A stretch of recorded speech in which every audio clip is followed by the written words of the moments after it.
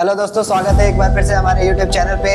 Indian polity की जो series चल रही थी, उस सीरीज के अगले पन्ने पे हम आके खड़े हैं, अगले पॉइंट पे आके खड़े हैं। उस पॉइंट का नाम है पिट्स इंडिया एक्ट ऑफ 1784।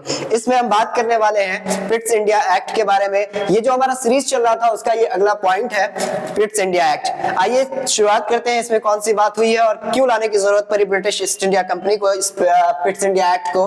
तो इसके कुछ फीचर्स के बारे में हम बात करेंगे। The features of Pitts India act as follows, इसके बारे में हम बात करते हैं। इसका पहला पॉइंट कह रहा है it distinguished between the commercial and political function. दो फंक्शन के बारे में ये बात करता है, commercial and political function of the company. सबसे पहले इसने सेपरेट किया, कमर्शियल फंक्शन को अलग कर दिया और पॉलिटिकल फंक्शन को अलग कर दिया। तो पिट्स इंडिया एक्ट का काम क्या था कि इसने फंक्शन को अलग किया, कमर्शियल फंक्शन एक साथ हुआ और पॉलिटिकल फंक्शन एक साथ होगा। दूसरा पॉइंट इसमें कहता है कि it allowed to control of directors to manage their commercial affairs. दूसरे पॉइंट में ये कहता है कोर्ट्स ऑफ डायरेक्टर को ये पावर दिया गया कि कमर्शियल अफेयर्स के बारे में अब उनके अंडर जाएगा और वो सारी चीजों को देखेंगे, कमर्शियल अफेयर्स को वो देखेंगे।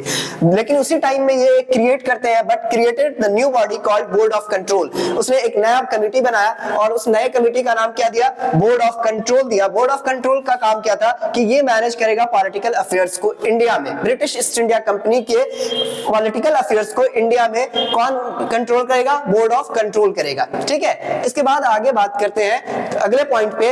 It established the system of dual government. ये पॉइंट बहुत अच्छा है, समझने लायक है कि इन दोनों इसमें आने के बाद हम बात करते हैं कोर्ट ऑफ डायरेक्टर की या बोर्ड ऑफ कंट्रोल की। तो यहाँ पे देखिए कि दो तरह की गवर्नमेंट अब एक जगह पे काम करेगी, एक प्रोविंसेस में काम करेगी। खास करके बंगाल के लिए ये लाया गया था, कैलकाटा के लिए।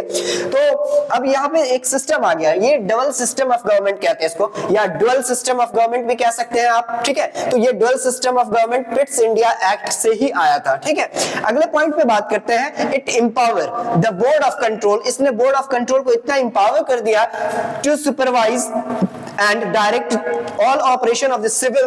किस चीज के लिए, सिविल, मिलिट्री, गवर्नमेंट और रेवेन्यूज के लिए। मतलब बोर्ड ऑफ कंट्रोल को इतना एम्पावर कर दिया इसने कि ये अब किस चीज पे ध्यान देगी, किस किस चीजों पे नजर रखेगी, सिविल, मिलिट्री, गवर्नमेंट और फिर रेवेन्यूज पर ये ध्यान रखेगी। कहता है कि of the British position in India. British position, British company जो है उसके सिविल, मिलिट्री और रेवेन्यू पे बोर्ड ऑफ कंट्रोल का पावर होगा और वो उसको सुपरवाइज करेगी, वो उसको चलाएगी। ठीक है, इसका अगला सीरीज जो है वो हम आगे बात करेंगे इसके बारे में। मिलते हैं अपने अगले सीरीज में, अपने अगले सीरीज के इसी पार्ट को लेकर के। Thank you so much.